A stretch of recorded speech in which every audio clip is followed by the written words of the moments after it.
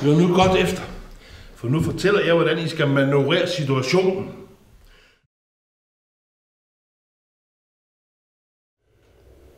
Nu er den galt, Oline. Nu er du færdig, er jeg bange for. Studenten han har fundet ud af det alt sammen. Nu er han sikkert på vej hen til politiet. Det gør mig ondt for dig.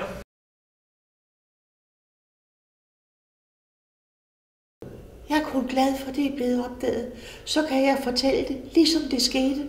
Ja, nu skal du ikke sige mere, end du kan stå ved. Og du er i hvert fald klar over, at jeg ikke har vidst noget om, hvad du har lavet. Jamen, Grusen, det var jo dig, der sagde, at jeg skulle gøre det. Nej, der husker du godt nok forkert, Oline. Det var dig, der kom pulveret i kaffen. Og det var dig, der gik ind til Miss Olsen med. Jeg vidste ingenting om det, før du sagde det, der fik studenten til at gå til politiet. Og Grusen, jeg vidste så nødig lyve. Nu havde jeg lige glædet mig sådan til at fortælle det alt sammen. Men husk, kun 3 kopper.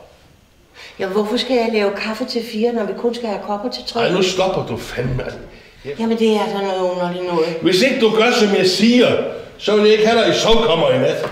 Så kan du få lov at ligge over i automaten, ligesom sidst. Jamen, Grusen, jeg skal nok gøre, som du siger. Jeg gør jo altid, som du siger, ikke sandt? Altså laver jeg kaffe til 3 og kommer ind med 4 kopper. Ej, nu har jeg fandme lyst til at slå dig for derovre. Altså, for fanden, far, så slap dig away. Ja, mennesker, det er nogle forunderlige skabninger. Men vi skal aldrig, hvor man har dem, før de ligger på kirkegården. Du har ret, Grusen.